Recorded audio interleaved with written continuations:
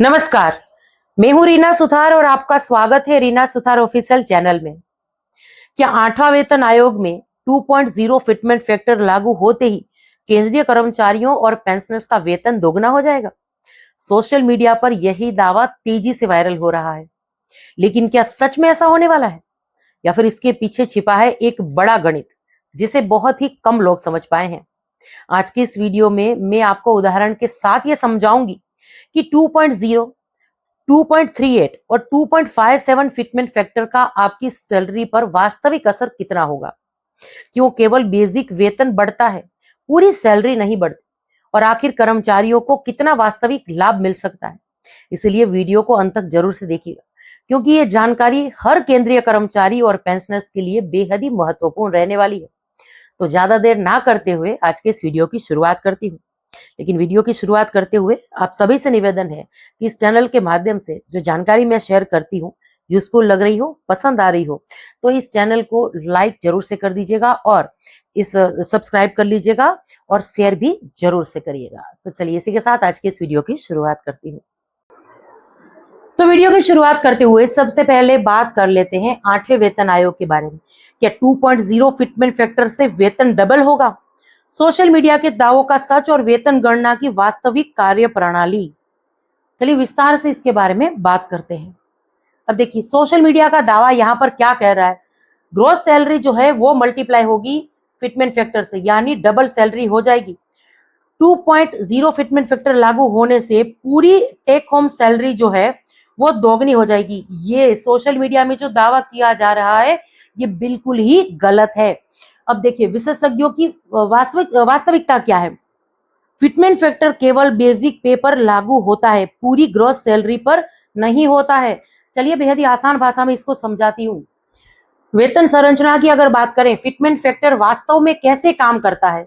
देखिए आपकी बेसिक पे 2.0 अगर फिटमेंट फैक्टर की मानकर चलिए, इसमें डीए, एचआरए और टीए, इसके साथ देखिए ग्रोस सैलरी, पूरी सैलरी यहाँ पर ऐसे कुछ बनती है, उसमें इतना कुछ इंक्लूड होता है।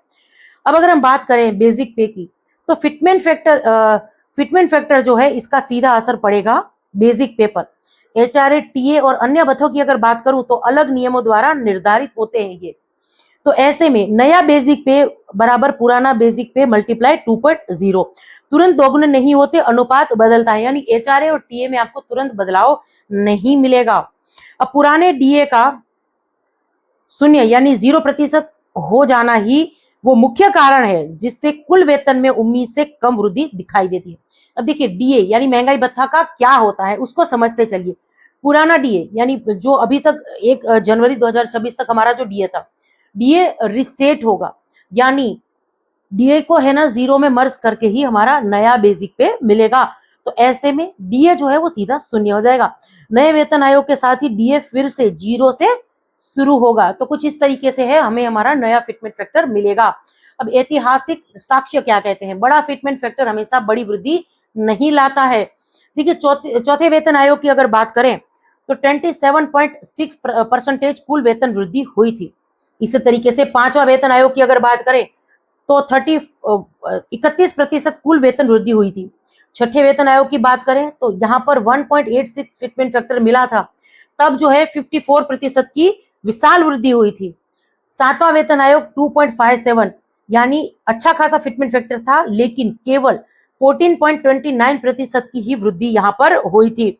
तो छठे वेतन आयोग का फिटमेंट फैक्टर या 7वें वेतन आयोग से कम था, फिर भी वेतन वृद्धि जो है कहीं अधिक थी।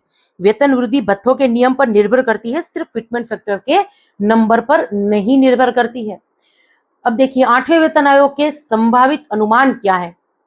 सिनेरियो 1 अगर ए समझे 2.0 ये संभावित फिटमेंट फैक्टर है। अनुमानित कुल वेतन वृद्धि लगभग 31% तक।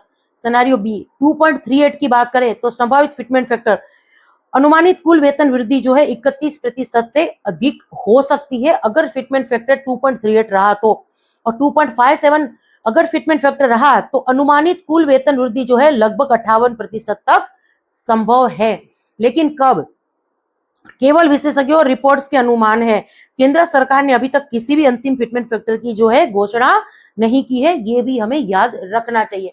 अब कर्मचारियों के लिए अंतिम निष्कर्ष क्या निकल रहा है? देखिए, वेतन डबल नहीं होगा। 2.0 फिटमेंट फैक्टर का मतलब टेक होम सैलरी का दोगुना नहीं होता है। गुणक की सीमा की अगर बात करें तो फिटमेंट फैक्टर केवल आपके बेसिक पे को बढ़ाता है। वास्तविक वेतन संरचना की अगर बात करें तो अंतिम salary basic plus DA plus HRA plus TA और अन्य भत्तों के जटिल गणित से तय होती है। अंतिम निर्णय की प्रतीक्षा की अगर बात करें तो वास्तविक वेतन संरचना 8वें वेतन आयोग की रिपोर्ट और सरकार की आधिकारिक मंजूरी के बाद ही स्पष्ट होगा। केवल अफवाहों पर आपको ध्यान नहीं देना है, पर वित्तीय गणित को भी समझना यहाँ पर बेहद ही जरूरी हो जाता है। तो ऐसे में देखिए, कुल मिलाकर अगर हम बात करें तो जहां पर सोशल मीडिया में ये दावा किया जा रहा था कि 8वां वेतन आयोग लागू होते ही जो सैलरी है वो सीधे डबल हो जाएगी, तो ऐसा नहीं होने वाला है। कर्मचारी और पेंशनर्स के लिए गुड न्यूज ये है कि उनकी बेसिक पे यानी सैलरी की जो बेसिक पे है या पेंशन की जो बेसिक पे है वो डबल होगी, लेकिन जो पूरी पेंशन आ रही है या पूरी सैलरी आ रही है वो डबल नहीं होने वाली। और क्यों डबल नहीं होने वाली उसके बारे में विस्तार से हमने बात की। अब ये सारी जानकारी आप सब लोगों को कैसी लगी कमेंट्स के माध्यम से जरूर से शेयर करिएगा। आप सभी लोगों के कमेंट्स का मुझे इंतजार रहेगा। और इसी के साथ आज के इस वीडियो से विदा लेती हूँ। जय हिंद।